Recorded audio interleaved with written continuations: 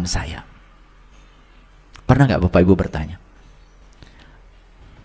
apa sih yang diperintahkan Allah dan apa yang dilarang Allah? Pernah bertanya nggak? Ingin tahu, ingin tahu.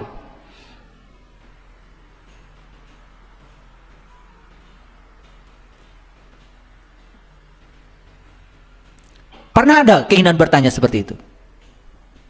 Ada nggak perintah menyebut-nyebut nama Tuhan? Misalnya, cari di Quran. Ada nggak perintah mengingat Tuhan? Cari di Quran. Apakah menyebut-nyebut namanya sama dengan mengingatnya? Pernah berpikir? Di Quran ada perintah mendirikan sholat. Apakah sama dengan perintah melaksanakan sholat? Apa bedanya? Pernah nggak bertanya? Nggak pernah. Hampir tidak ada pertanyaan di sini. Pokoknya apa yang dilakukan orang, ikut saja.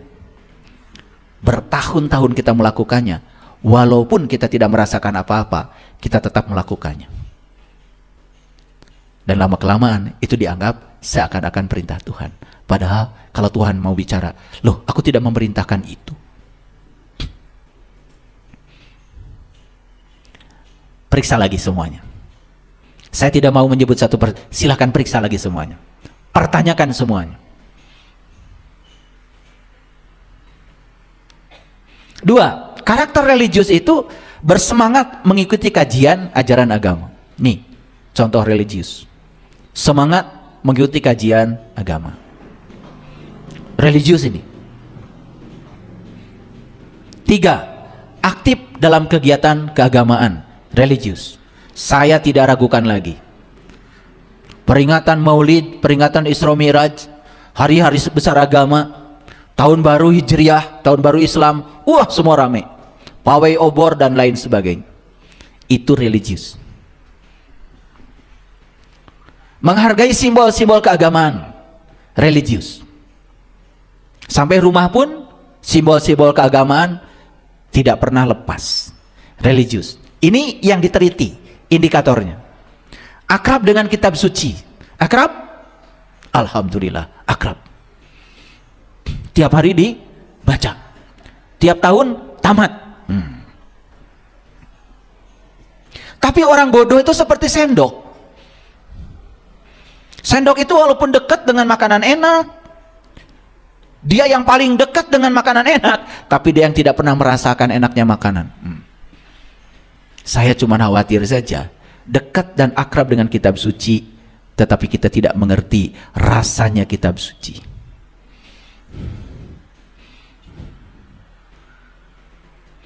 Enam, mempergunakan pendekatan agama dalam menentukan pilihan. Pilih jodoh aja pakai pendekatan agama. Ntar dulu dites, idgham bila gunanya udah tepat atau tidak. Kalau tidak, jangan jadi menantu saya. Wah itu.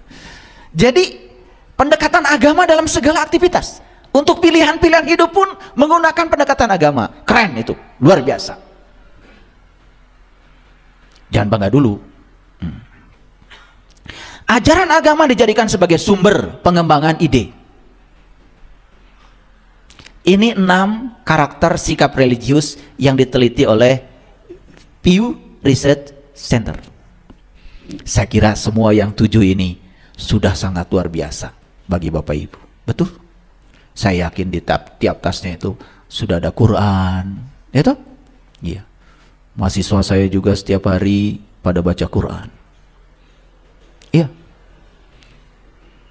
Bahkan baca Qurannya senangnya yang kecil. Di sudut-sudut ruangan itu pada baca Quran yang kecil. Saya tanya, kenapa kamu baca Quran yang kecil? Oh ini bagus Pak, bukan yang bagus tuh yang gede, biar mata nggak rusak. Gitu. Karena yang kecil itu katanya lebih bagus daripada yang gede. Nah saya juga nggak ngerti bagusnya apa. Tapi saya mohon maaf ya, bukan saya ini. Saya suka memperhatikan, nih rajin nih baca Qurannya nih. Jadi kalau ujian, saya pura-pura tidak tahu aja. Saya ke WC, padahal saya di belakang pintu nonton. Nyontek juga. Maaf ya, maaf, ini data yang saya amati. Makanya kalau yang kayak gitu tuh, yang menggunakan simbol-simbol agama dalam ulangan, dalam ujian, bahkan di ujiannya di atas Bismillahirrahmanirrahim itu huruf Arab, tapi nyontek jalan, itu. Saya di situ mulai bingung itu, saya nggak ngerti, gitu. Kok simbol-simbol agamanya sudah masuk, tapi kesadarannya nggak ada. Nah ini ada pertanyaan kalau bagi saya itu, ada pertanyaan, kenapa kok bisa begitu? Oke, stop dulu sampai situ. Kita masuk data berikutnya. Sekarang saya masuk data yang dikemukakan oleh The Wellbeing Research Center. Jadi Wellbeing Research Center ini bertempat tinggal di Oxford University. Jadi Oxford University, Universitas Oxford itu punya Departemen Penelitian Khusus untuk Pusat Penelitian Kesejahteraan. Nah, jadi yang diteliti itu apa? Yang diteliti itu meneliti tentang negara-negara paling bahagia di dunia. Nah, ini penelitian dilakukan tahun 2024. Jadi masih baru. Oke. Apa yang diteliti? Yang diteliti itu ada dukungan sosial, harapan hidup sehat, kebebasan, kemurahan hati atau kedermawanan, dan kebebasan dari korupsi. Karena 5 ini sangat mendukung untuk menyatakan negara ini bahagia atau tidak. Yang diteliti lebih dari 143 negara. Indonesia alhamdulillah di urutan ke-80. Bagus. Gimana sih, tepuk tangan dong. Dari 143 80 bagus. Semangat. Harus semangat ya. Tapi tadinya saya membayangkan, kan negara kita negara yang paling religius, paling taat beribadah, tadinya saya membayangkan negara kita masuk 10 negara paling tidak paling bahagia di dunia. Itu yang melatar belakangi kenapa judul kita hari ini religius tapi tidak bahagia. Ini kira-kira baru masuk judul ya, ini baru masuk judul, belum masuk isinya. Belum, tenang aja. Nah, nanti kita teliti di mana ini masalahnya. Nah, oleh karena itu izinkan saya menyampaikan 10 negara paling bahagia di dunia tahun 2024. Jadi yang diteliti itu tadi dukungan sosial. Jadi dukungan sosial itu maksudnya apa? Ya, tempat-tempat yang membuat mereka bahagia itu disediakan. Ada. Harapan hidup sehatnya lebih besar. Rumah sakit gratis, kira-kira begitu. Ya. Orang tidak takut sakit, tidak khawatir. Ya, sumber-sumber segala penyakit sudah ditiadakan. Karena ternyata menurut riset yang terbaru, sumber penyakit fisik itu pertama adalah jiwa yang kotor. Yang kedua adalah pikiran yang semraut. Yang ketiga adalah hubungan sosial yang tidak bagus. Itu saja sudah 90% menentukan seseorang sakit secara fisik.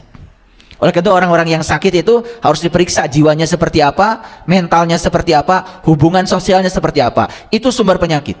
Dan rumah sakit tidak pernah ngurusi itu. Kalau kalian datang ke rumah sakit tidak pernah dicek ini jiwanya kotor apa bersih. Belum ada alat untuk mendeteksi jiwa. Tetapi sakit itu sudah indikasi bahwa jiwanya kurang bagus. Nah, nanti itu saya jelaskan dalam sesi khusus ya. Karena hari ini topiknya adalah religius tapi tidak bahagia. Semoga dalam 2 jam ini saya bisa sampai ke titiknya. Di mana letaknya? Kok religius tapi tidak bahagia? Oleh karena itu saya akan kemukakan data dulu supaya tidak ada yang berdasarkan persepsi. Kebebasan itu indikator kebahagiaan. Kemurahan hati, kedermawanan itu indikator kebahagiaan. Dan kebebasan dari korupsi. Nanti juga saya akan tampilkan negara yang paling bersih dari korupsi. Nah, semoga aja, semoga ya, semoga. Jadi dari 143 negara yang disurvei, Indonesia urutan ke-80 dari negara paling bahagia. Lumayan bukan? Lumayan. Tetapi kalau dikaitkan dengan Quran surat Al-Mu'minun, Surat Al-Mu'minun ayat yang pertama. Qad aflahal mu'minun. Menurut Quran, ciri orang yang beriman itu bahagia. Menurut Quran, bukan menurut saya ya. Ulangi. Qad aflahal mu'minun. Berbahagialah orang yang beriman. Itu Quran. Surat Al-Mu'minun ayat pertama. Menurut Quran, orang yang beriman itu bahagia.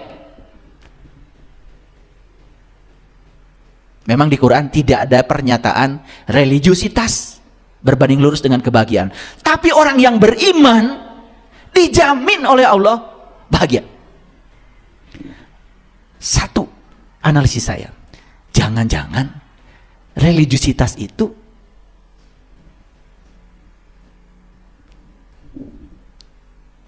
imannya yang bermasalah. Karena harusnya orang beriman itu bahagia. Nah ini religius tapi tidak bahagia. Jangan-jangan imannya ini yang bermasalah dalam religius tadi. Cuman gebiar-gebiar aja luarnya, tapi dalamnya nggak ada, keropos. Jangan-jangan itu dugaan saya karena saya peneliti juga. Cuman kalau saya lebih banyak meneliti di bidang fisika material elektronik, jadi saya tidak meneliti bidang sosial. Makanya saya pinjam data-data dari teman-teman yang meneliti. Jadi datanya hari ini banyak. Oke, lanjut ya, lanjut dulu. Finlandia urutan pertama, negara paling bahagia. Denmark urutan kedua. Islandia urutan ketiga. Swedia urutan keempat. Israel urutan kelima. Belanda nomor 6. Norwegia nomor 7. Nah, Norwegia dengan Islandia ini sebetulnya masih satu rumpun sebetulnya.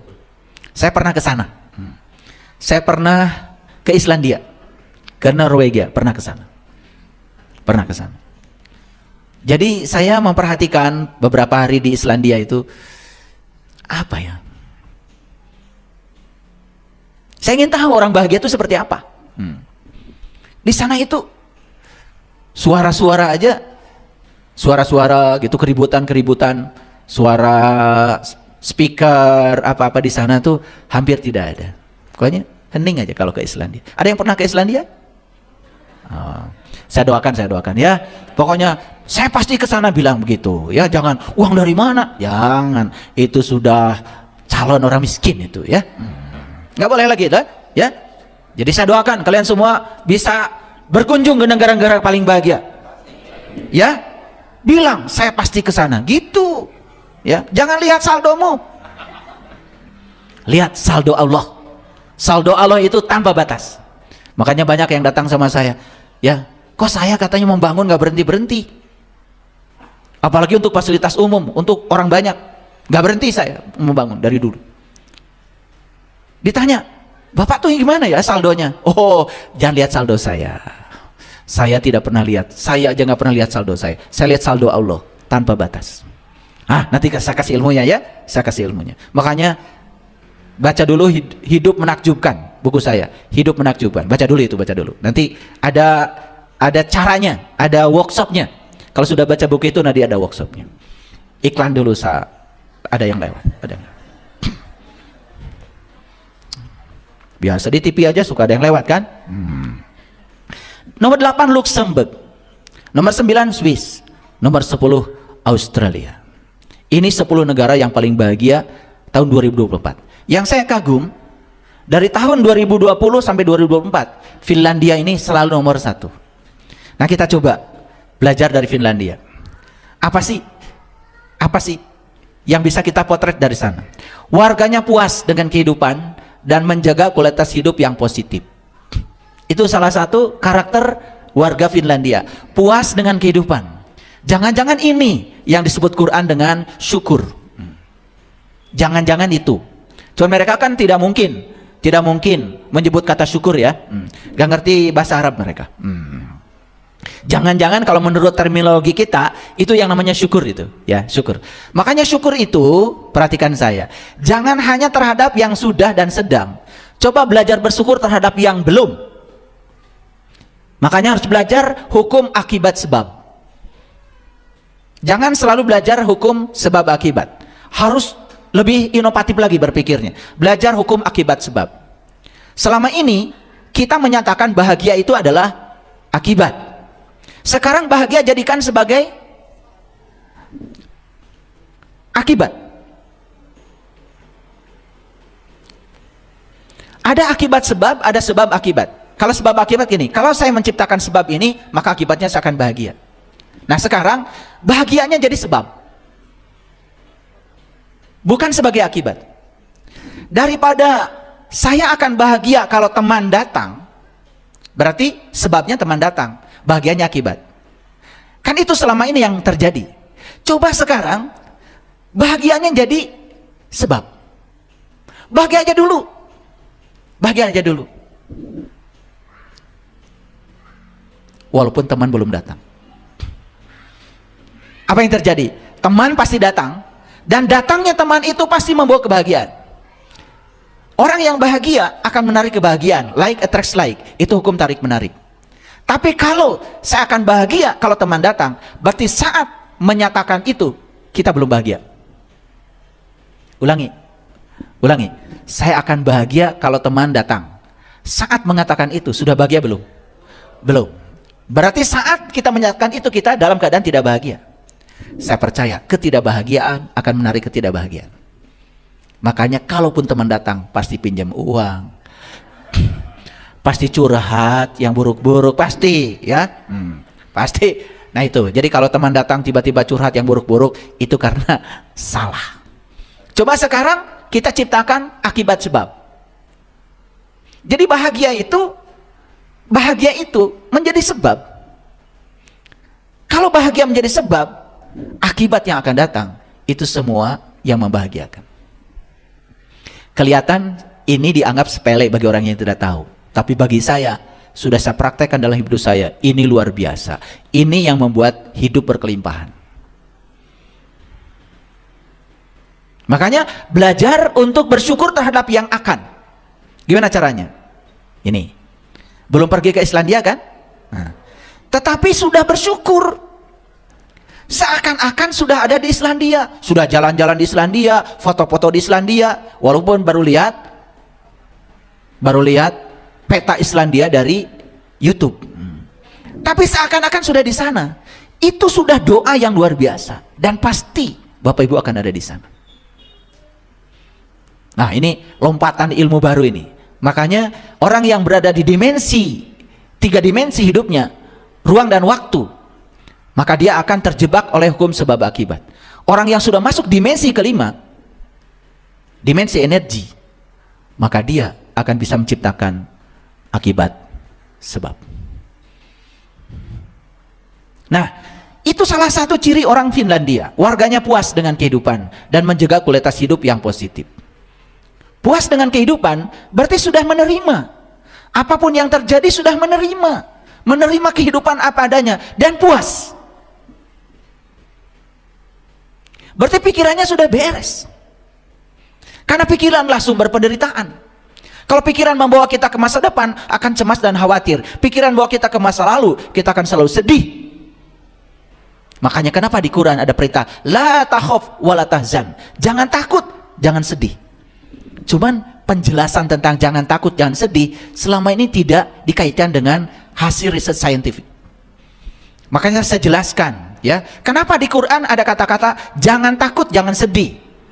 Ternyata takut itu berasal dari pikiran yang membawa kita ke masa depan. Sedangkan sedih berasal dari pikiran yang membawa kita ke masa lalu. Artinya Allah berpesan kepada kita, jangan hidup di hari esok, jangan hidup di masa lalu. Hiduplah di sini, saat ini, sekarang. Disitulah letaknya kebahagiaan. Pernah dengar ada kajian seperti itu? Ya pernah di sini ya. Memiliki kebiasaan atau gaya hidup yang positif. Gaya hidupnya positif. Tidak menyombongkan diri atas sebuah pencapaian. Tidak suka memperlihatkan keberhasilan atau kesuksesan pada orang lain. Tidak membanding-bandingkan atau menyombongkan kebahagiaan kepada orang lain. Nah ini, saya tempo hari di kajian sebelumnya, saya ngajarkan 7 jangan. Itu tiba-tiba saya lupa itu, yang ke-7. Baru ingat sekarang. setelah baca ini. Jadi yang pertama, jangan suka menyesali keadaan. Puaslah dengan kehidupan. Dua, jangan mudah tersinggung dengan hal-hal yang sepele. Karena itu adalah sumber penderitaan. Marah itu tidak bagus. Yang ketiga, jangan suka memikirkan hari esok yang tidak-tidak. Karena memikirkan hari esok berarti pikiran membawa kita ke masa depan, cemas dan khawatir. Yang keempat, ya, jangan suka memikirkan sesuatu yang tidak bisa diubah. Yang tidak bisa diubah cuma satu, yaitu masa lalu. Tapi masa lalu bisa diubah, sudut pandang kita terhadap masa lalu. Itu yang bisa diubah. Yang kelima, jangan iri hati. Yang keenam, jangan menganggur. Nah, yang ketujuh, begitu saya baca ini baru ingat sekarang. Yang ketujuh itu, jangan banding-bandingkan dirimu dengan siapapun. Jangan hidup dengan pembanding. Hidup dengan pembanding membuat kita terus-menerus jadi orang lain. Dan ketika kita jadi orang lain, kita tidak akan sukses menjadi diri kita sendiri. Coba bandingkan rumah kita dengan rumah orang. Kita akan kehilangan kepuasan pada rumah kita sendiri. Bandingkan mobil kita dengan mobil orang, kita kehilangan kepuasan terhadap mobil kita sendiri. Bandingkan pasangan kita dengan pasangan orang,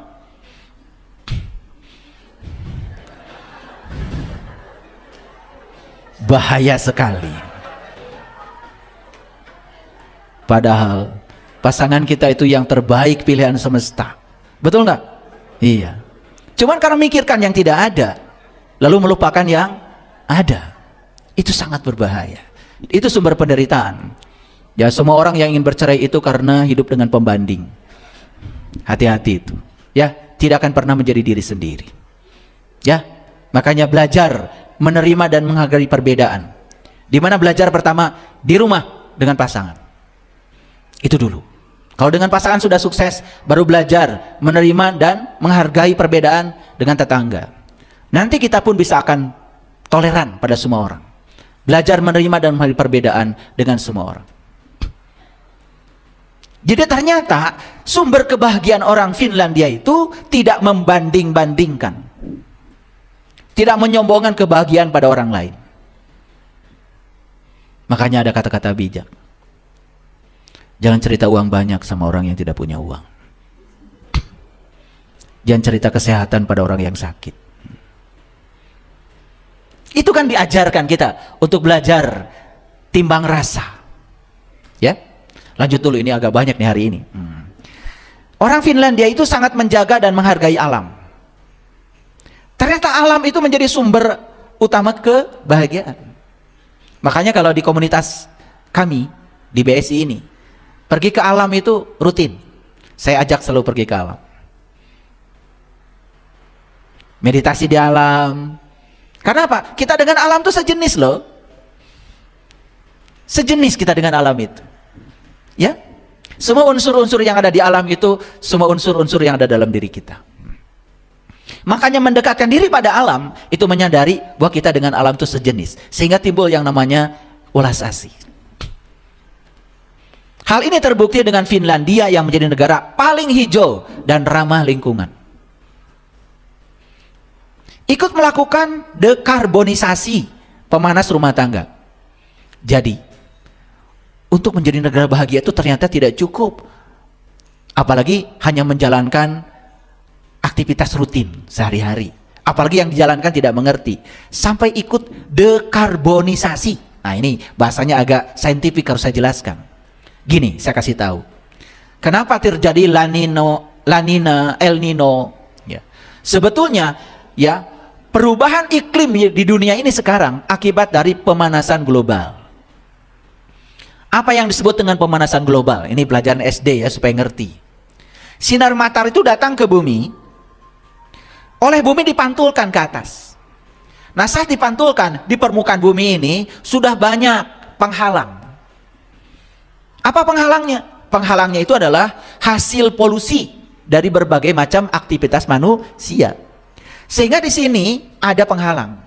Nah, penghalang ini menyebabkan sinar matahari yang datang dari matahari dipantulkan oleh bumi ke atas. Oleh penghalang dipantulkan lagi ke bumi. Dipantulkan lagi. Sehingga sinar matahari terperangkap di lapisan ini. Jadi dia terpantul-pantul saja. Dulu sebelum ada polusi, sinar matahari datang ke bumi dipantulkan lagi ke sana.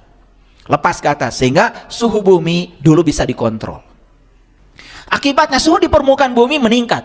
sehingga es di kutub mencair. Di Papua, orang Papua sekarang sudah tidak bisa melihat lagi salju di Puncak Jaya akibat suhunya naik sehingga salju akan mencair. Akibat yang paling luar biasa apa? Yang luar biasa adalah permukaan laut terus naik, daratan semakin mengecil, sehingga mungkin suatu saat ya bumi ini semuanya akan menjadi laut. Nah, makanya harus latihan berenang dari sekarang. Ini supaya mengerti. Nah, kenapa efek rumah kaca ini terjadi? Nah, akibat aktivitas kita juga. Makanya Jakarta itu termasuk ibu kota yang paling tidak layak hidup dari sisi polusi. Dari mana? Itu dari karbon. Karena banyak manusia terlalu banyak menggunakan karbon. Makanya dekarbonisasi artinya mengurangi penggunaan karbon supaya tidak terjadi efek rumah kaca. Bayangkan, orang yang sudah bahagia itu pedulinya sampai ke situ. Nah, orang yang ini udah berkesadaran ini. Nah, nanti ada pertanyaan lagi dari saya. Mereka itu tidak religius, tapi kenapa berkesadaran ya? Nah, ini. Nah, yang religius malah nggak berkesadaran. Nah, itu timbul lagi pertanyaan. Hari ini pokoknya banyak pertanyaan ya, biar mikir. Anggap ini kuliah S4 ya. S4. S4 itu ya senang senyum,